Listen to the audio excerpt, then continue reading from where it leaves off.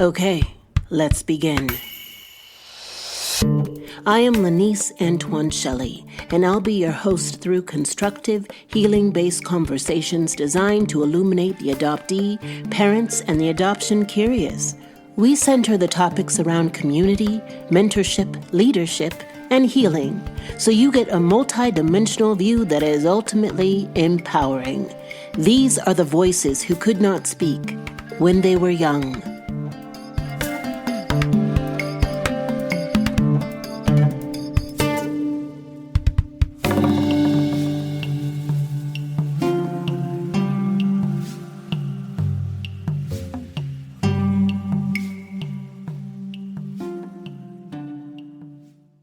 Hey y'all, if you've seen me on Instagram, I'm in my summer glow phase and I am unapologetic about it.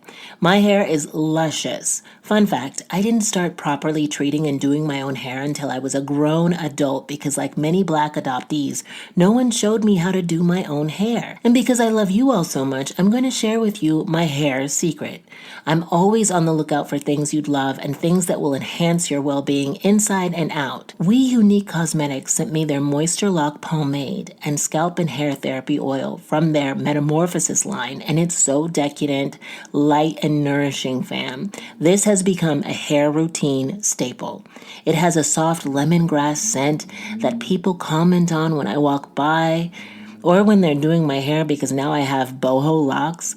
They also sent me a 15% discount link for you to try their products and hair tutorial service. And Unique Cosmetics is Black owned and operated by a mother and daughter duo dedicated to helping the adoptee community. Check out the link in the show notes. And this is for all ages, fam. So tell your friends. So come on, embark on a hair-loving journey with We Unique World. From interactive workshops to premium products, they're all about empowering you to embrace your unique hair journey. Because remember, all hair is good hair, especially when it's healthy.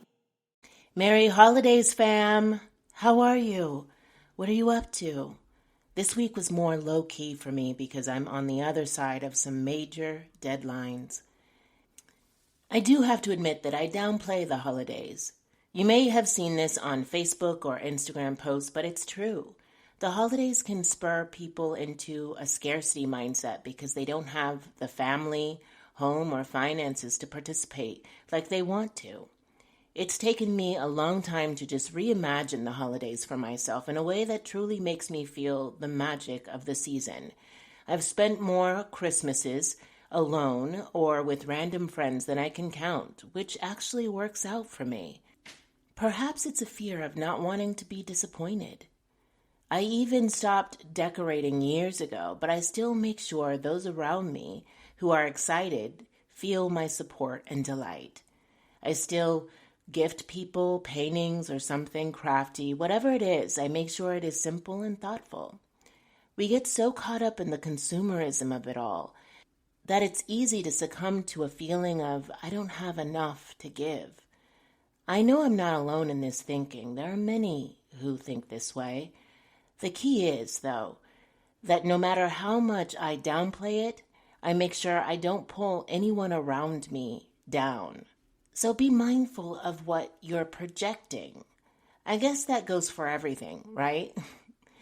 Other people revel in the holidays and go full throttle, which is beautiful. Brené Brown talks about joy being the most vulnerable emotion. Perhaps that's why when we see children overcome with delight, it is the most heartwarming thing imaginable. As adults, it's important to relish our favorite things and find that unadulterated glee. Holidays reveal our true vulnerabilities. I know Juliana loves the holiday season, and apparently she goes all out with the decorations. In today's conclusion to last week's conversation with her husband, Derek, we examine how adoption impacted her 20-year relationship. Today, I sit down with Juliana, and we talk about her conversation. Here's Dr. Juliana Olson-Deans. I'm ready because I'm very proud of my husband. So for doing this interview, since it's definitely outside of his comfort zone. So I think I'm ready to brag on him, but I don't know what the questions you have. I know. I usually give questions beforehand, but I thought that you and I will just have like an easier conversation about it and Mm-hmm. and see what happens. But I really enjoyed the discourse between you and your husband. I think it will be a wonderful just modeling of the conversation between an adoptee and their spouse, because I know adoptees who've never talked about adoption with their spouse. Mm-hmm. And not to say that we have to have these conversations. I just want to diffuse the angst and also the hurt or trepidation or pain Mm-hmm. behind the conversations, right? And so that's what these setups are about. They're Yeah. not necessarily about having these sit downs every day, but I think it's important that we not be afraid of them. And that is the moral of the tale. But how did you feel about the conversation? Um, I how did I feel? So it's a feeling word. Um, I felt surprised, if anything, like I said, I thought it was very commendable of my husband to participate in an interview like this since it's outside of his scope. Usually if he's going to be interviewed, he wants to make sure it's something that's his expertise, and adoption is not his expertise. So I was very surprised at how he appeared to be very intentional with his choices.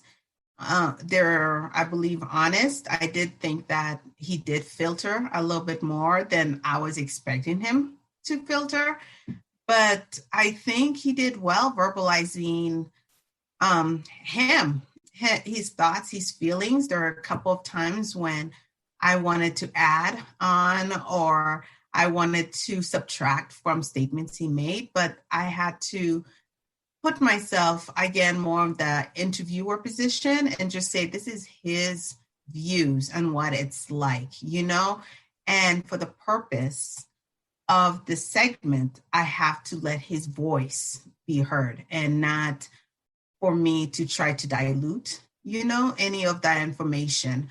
So I was very proud of the way I thought he conducted himself. And even afterwards, he still was very concrete and very solid in the way he expressed himself, actually. So if he has no regrets about anything he said or his thoughts or feelings, I applaud him and I power to him because I think everybody should be able to express themselves with no regrets and don't worry about so much pleasing other people because we're getting too old, to do that. So I'm very proud of him, to say the least. And I am a little bit proud of myself for holding back from trying to either say the right thing to protect my parents or to make my parents look a certain way because I know I've been called on that repeatedly. So I'm glad I was able to just let him be himself and do things because if I had interrupted him, I don't think that genuinity of the conversation would have occurred, That's exactly right, Juliana, Mm-hmm. because the exercise is listening Mm-hmm. and just receiving somebody else's interpretation of what happened. And for some reason, that is the hardest thing for us humans to do. Yeah.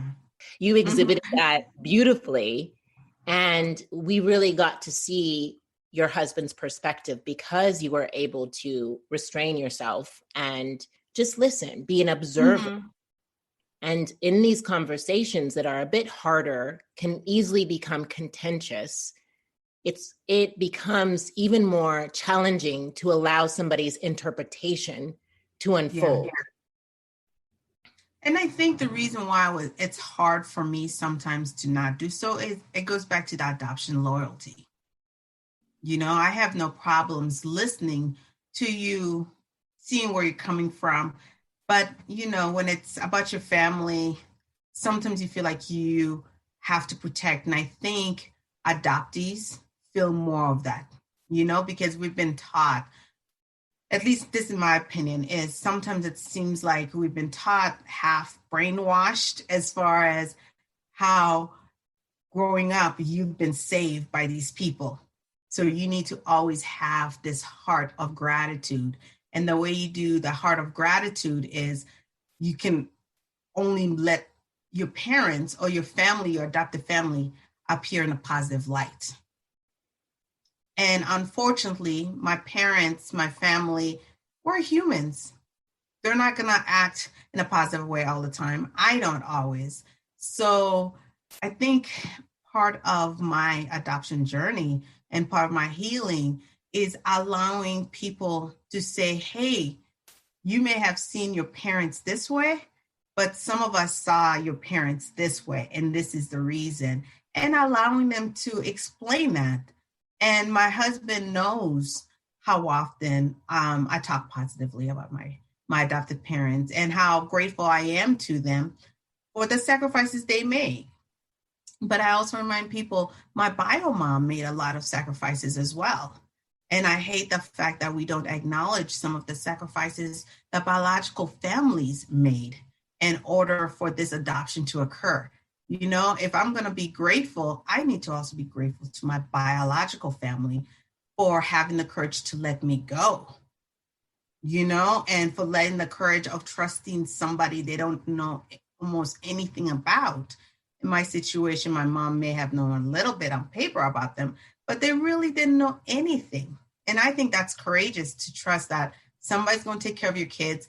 And there's so many biological families or parents who hope that their adoptee return back to them or reunify, you know, with them. So I just ask for anybody who's impacted by adoption, not just listen to the side of the adoptive parents, but also the biological family as well, because there's hurt, there's trauma in both sides. And we only are looking for one-sided. Do you feel that you are caught betwixt and between in loyalty of your husband and of your adoptive parents? Because you talk about how you wanted to interrupt him, to correct him or steer him in a better way or a different light. And you did for the purposes of this exercise. And so I'm wondering if you feel that you are caught between these two relationships and trying to protect both of them, but in a way not allowing your husband to speak freely. Yeah, I think I'm often feel like I'm stuck in the middle of whose view should I take? You know, who should I support? Should I support my bio parents who feel this kind of way, or should I support my parents this kind of way? And afterwards, I thought of all these questions. Well, I mean, there was like maybe 5 of them, which I could have asked my husband during the interview. And one of the questions is, what training, if any, did he take that was on the topic of adoption? You know, because there are times when he may say something and it's because he doesn't understand the depth of issues related to adoption, you know? So like the whole adoption loyalty part, he doesn't fully understand that, you know? But my parents being white, this is the thing that I didn't know until I was already married, was just the impact of race and how big race was going to be in my life. And of course, we say this about all interracial adoptees, but to be with my bio parents who are from North Dakota, that's who I went from Haiti to North Dakota. North Dakota and Grand Forks has a very low percentage of Black people. That's just what it is. And then we moved to Colorado. In Colorado, where I went and the exposure that I had, I didn't have too many Black people, you know? And I talked about my class, how there was very few of them. And then the whole school, there was maybe from 7th to 12th grade, I could probably count in 2 hands how many Black people there were, you know, in my school. And then you have my husband where everything is Black. And I didn't realize how Black and white. I would say we've been married 17 years. I would say probably the first 10 years, race had a role in our conversations at least 3 or 4 times a week. And I was not prepared for that. And I don't even know how I could prepare for that, because he saw things from his lens, my husband did, and most of his lens was Black oriented. And my parents saw from their lens, which is a lot of white oriented. And then here I am in the middle trying to sort it all through. So what do I do? Do you think that I'm still there. Do you think that your parents were surprised that you came home with a Black man as opposed to a white man? Did they expect you to come home with a white man, do you think?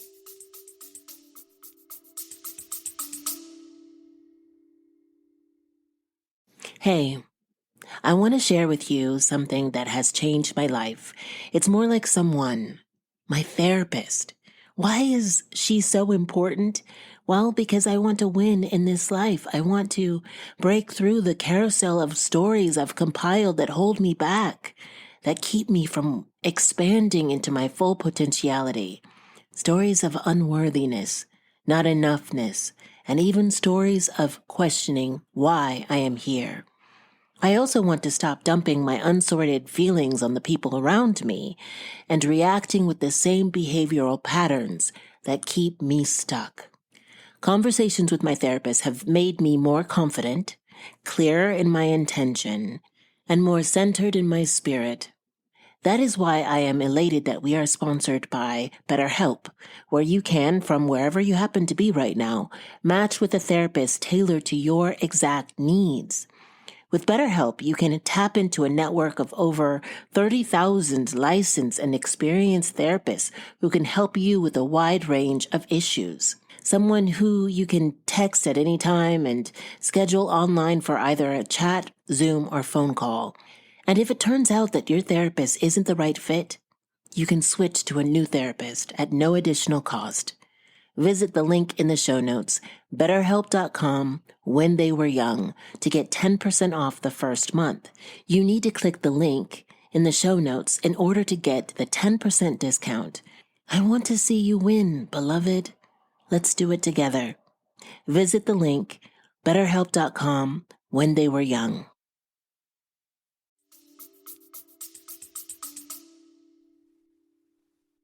I don't know. We never had that conversation. Like my husband said, in his family, they're expecting him to be with a Black woman, Exactly. and bring a Black woman home.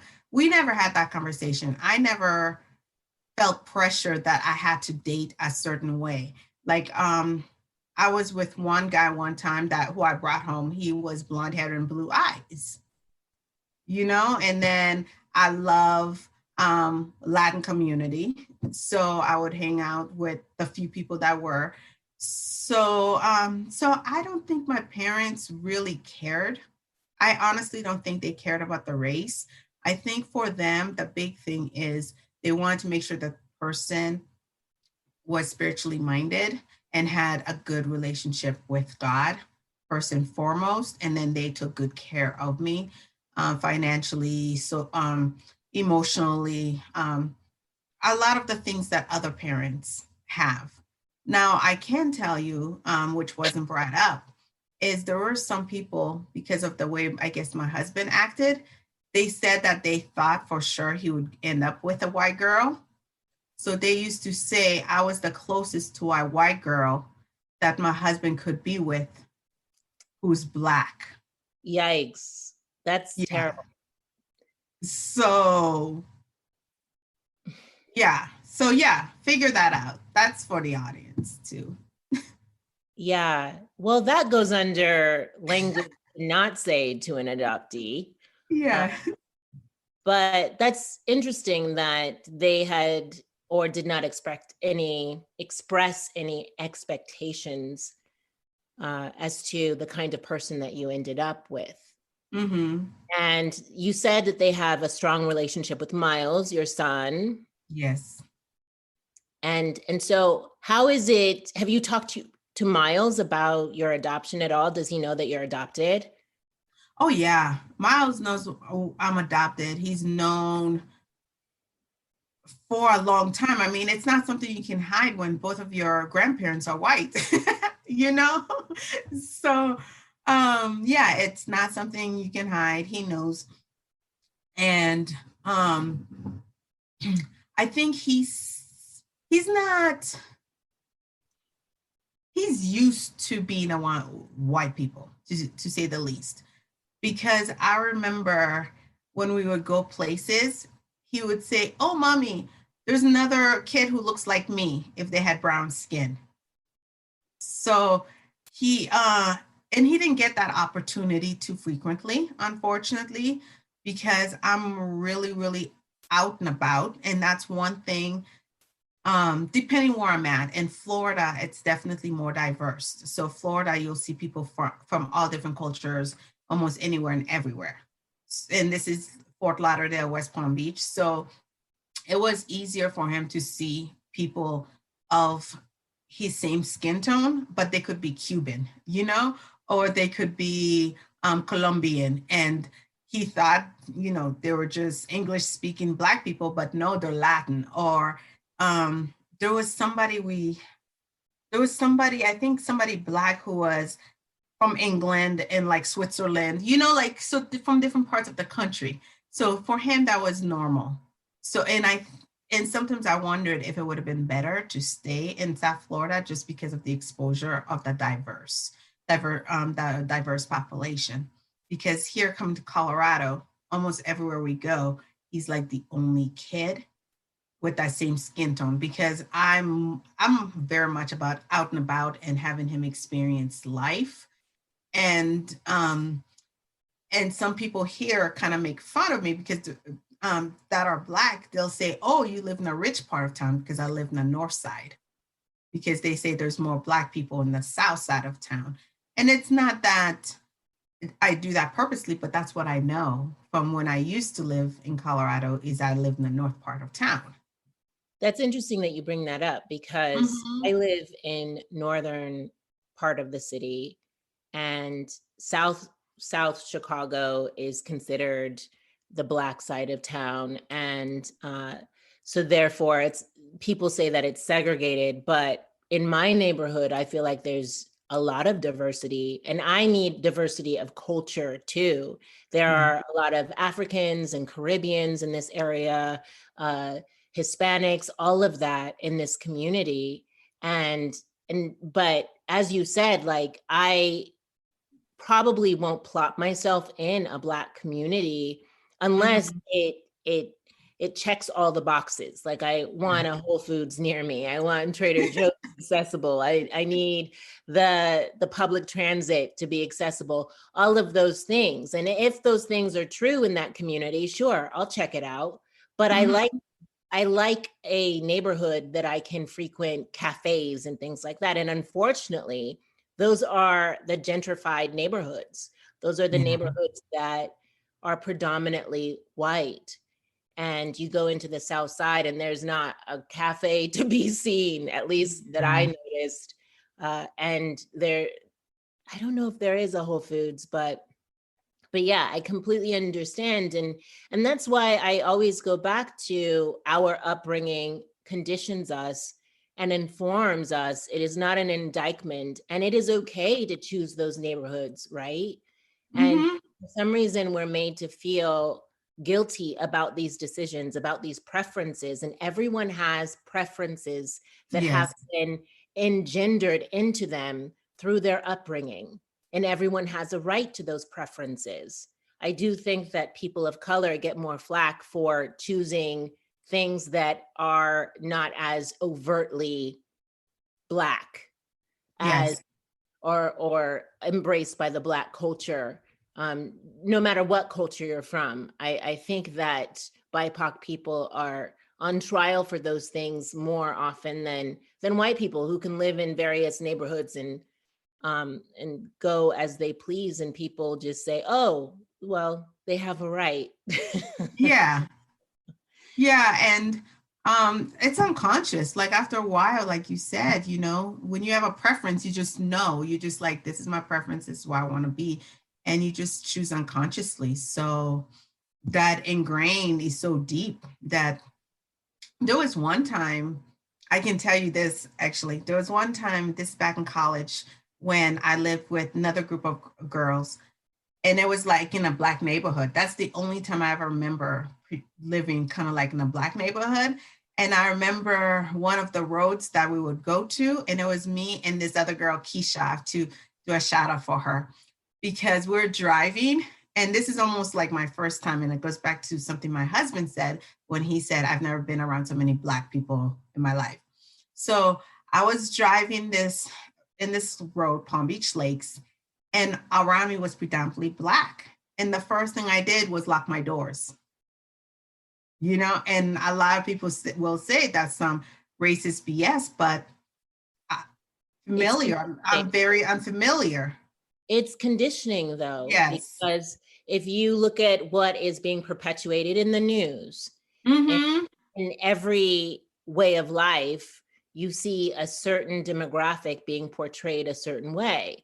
And it's fascinating about that, too, because historically speaking, the serial killers and the mass murderers are all white, but people aren't perpetuating that, aren't talking about that. But there is like a non-existent percentage of serial killers and mass murderers that are of color. Yes. Yeah. And I mean, I bring that up just because that's my field, though. Yeah. And I said, we in the jail system, we have more Black people who are in the jail system for non-aggressive behaviors, than there is the white or Caucasians aggressive behaviors. There's so few of them. If it's non-aggressive, they get away with a whole lot more. And I go into all of that, but it's just so people are just aware and of the racial profiling and racial injustice that's being done, because there are some people who don't believe that it's actually happening. And now, well, I don't know if you know, but with the government overturning like so many people who've been in jail for weed, so many people are being released. And now there's this guy who's been in jail for 31 years. 31 years. And the only thing he did was sell weed. That is heartbreaking. Yeah, I'm hearing about that. And Yeah. it's so disconcerting. Mm-hmm. The system is incredibly broken. But I just want to steer us back to your husband. Did he say anything that surprised you that you did not know?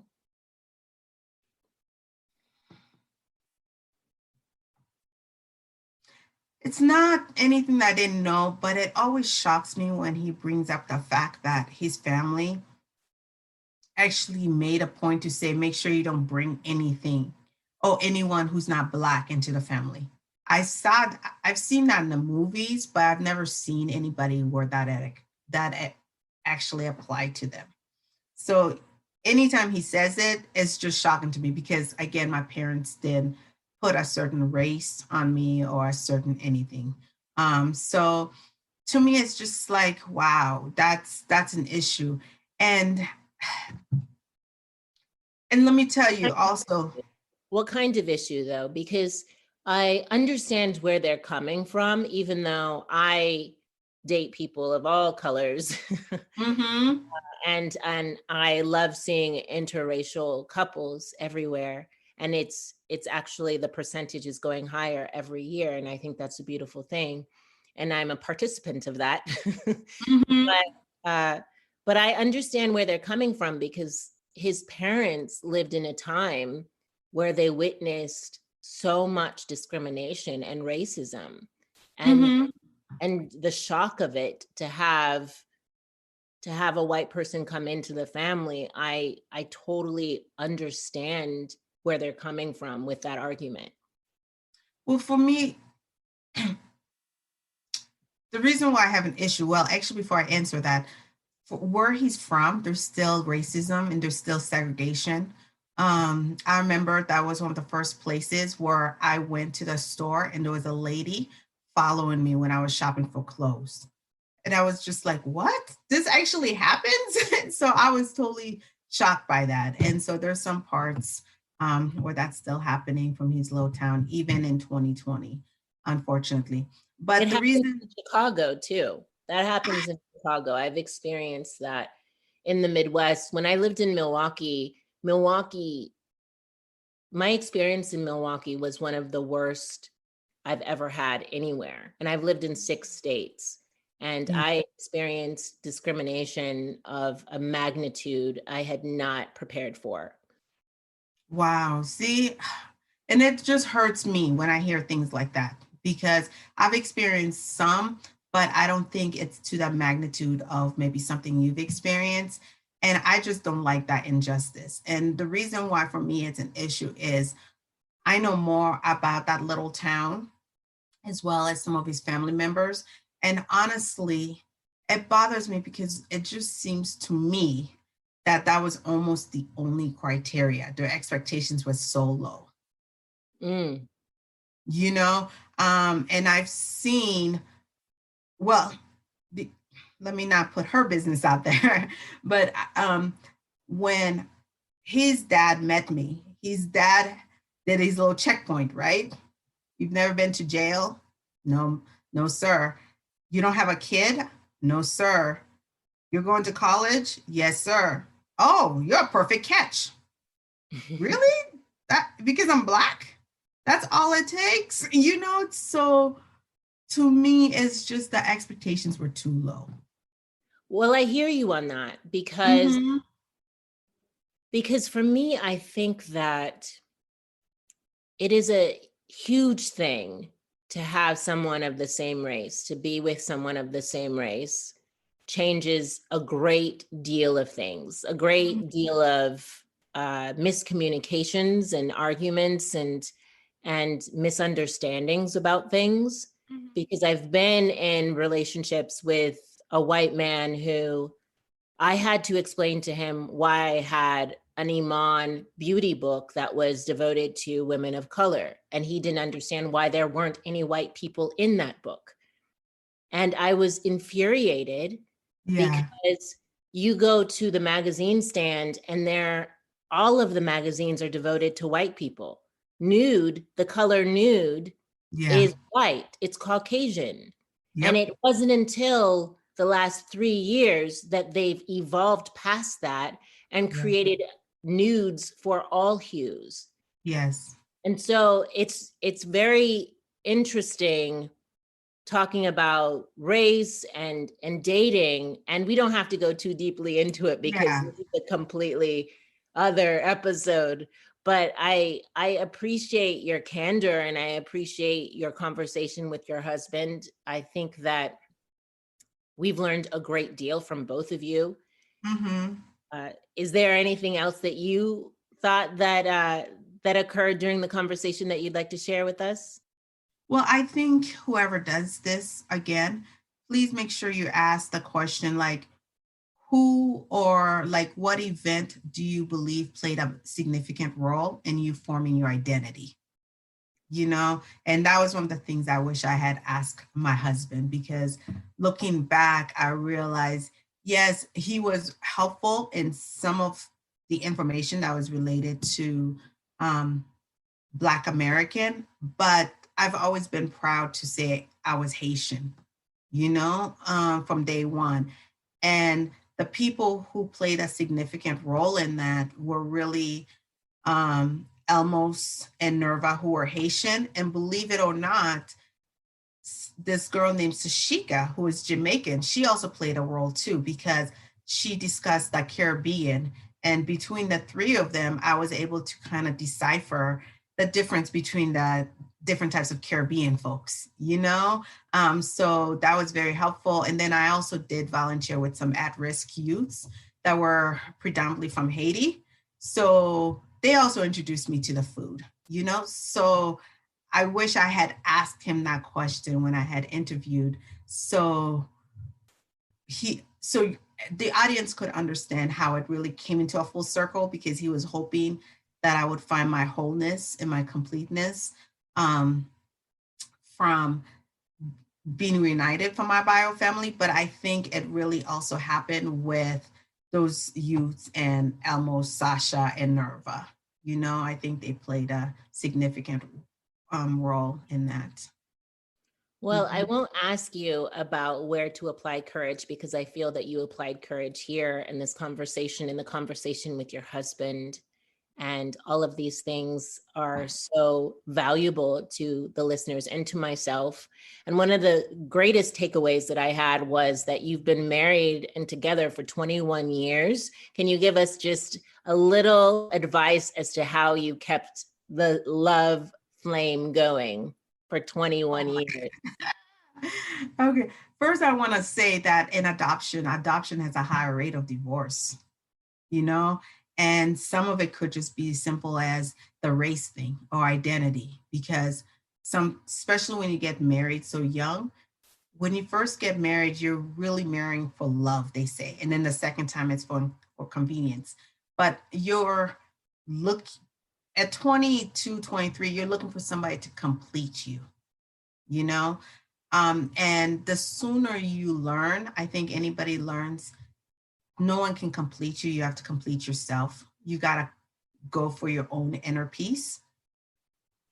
The better. I think for me, it's probably because the people I hang out with a lot of people who are pro-marriage.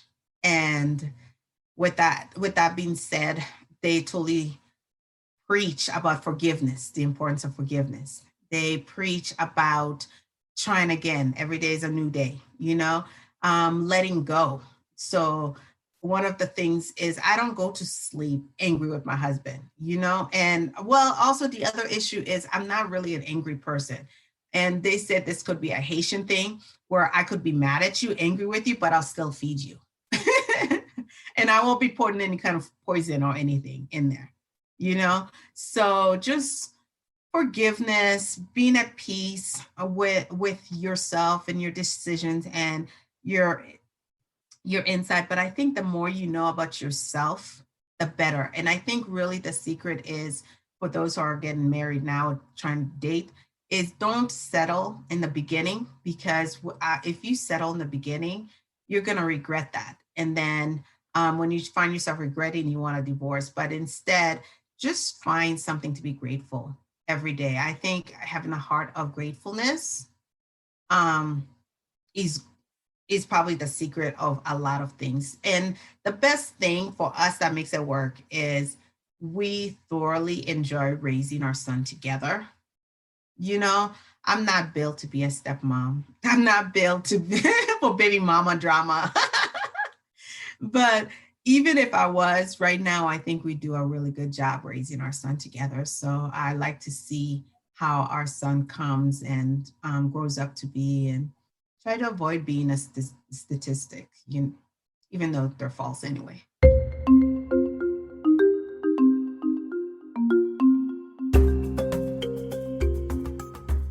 Here are my reflections.